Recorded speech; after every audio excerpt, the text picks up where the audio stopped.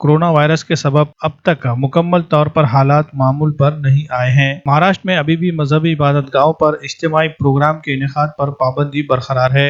ऐसे में नांदेड़ गुरुद्वारे में इस साल होने वाली दशहरा तकरीबात पर भी कोई फैसला नहीं हो पाया है। गुरुद्वारा बोर्ड ने इब्तिदा में रियासती हुकूमत से दशहरा तकरीबात के इनेकाद को लेकर इजाजत तलब की थी, लेकिन रियासती हुकूमत ने कोरोना की वजह से इज्तिमाई तकरीबात के इनेकाद की इजाजत नहीं दी, जिसकी वजह से गुरुद्वारा बोर्ड ने इस मसले पर सुप्रीम कोर्ट से रुजू होकर दशहरा तकरीबात की इनेकाद की इजाजत मांगी। सुप्रीम कोर्ट ने इस मामले में न तो साफ तौर पर इजाजत देने से इनकार किया और न ही साफ तौर पर इजाजत दे दी, बल्कि इस पर रियासती हुकूमत को मकामी हालात का जायजा लेकर किसी नतीजे पर पहुंचने का हुक्म दिया, जिसकी वजह से गुरुद्वारे में होने वाली सालाना दशहरा तकरीबात पर अभी भी गैर इत्मीनानी कैफियत पाई जाती है। गुरुद्वारा बोर्ड के सेक्रेटरी रविंदर सिंह बोंगोई ने इस मसले पर अपने तासुरात कुछ इस अंदाज में जाहिर किए। वाज़ेह है कि नांदेड़ गुरुद्वारा बोर्ड की जानिब से हर साल दशहरा तकरीबात का निहायत धूमधाम से एहतमाम किया जाता है। मुल्क व बैरूनी मुल्क से हजारों की तादाद में सिख अकीदतमंद गुरुद्वारे के दर्शन के लिए नांदेड़ आते हैं, लेकिन इस मरतबा दशहरा तकरीबात को लेकर अभी तक कोई ऐलान नहीं हुआ है।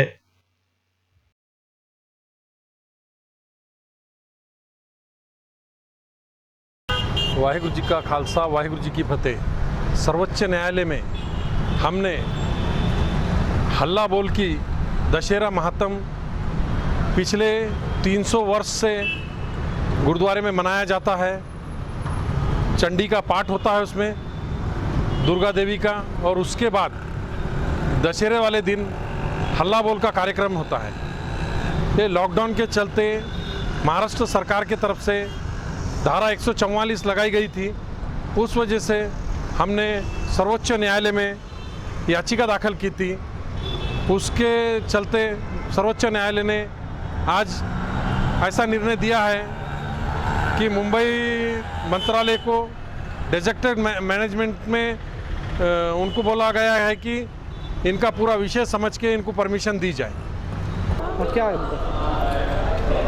दशहरा त्यौहार ये वीर रस का प्रतीक है।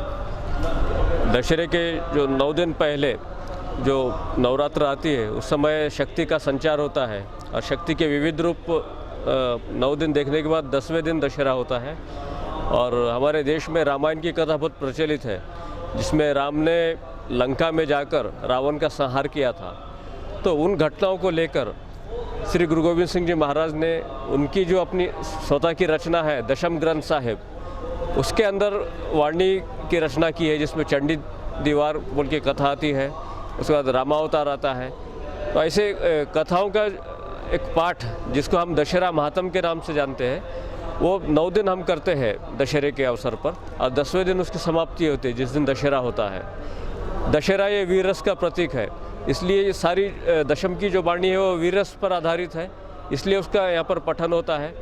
और 10वें दिन नांदेड़ के गुरुद्वारे से एक महिला निकालने की प्रथा है। एक नगर कीर्तन यात्रा निकलती है जिसमें निशान साहेब, गुरु के घोड़े, रागी जत्थे, कीर्तन जत्थे ये शहर में निकलते हैं। लगभग 1.5-2 किलोमीटर की यात्रा होती है और इसमें भक्ति का संचार होता है, पाठ कीर्तन करते हुए मेला जाता है।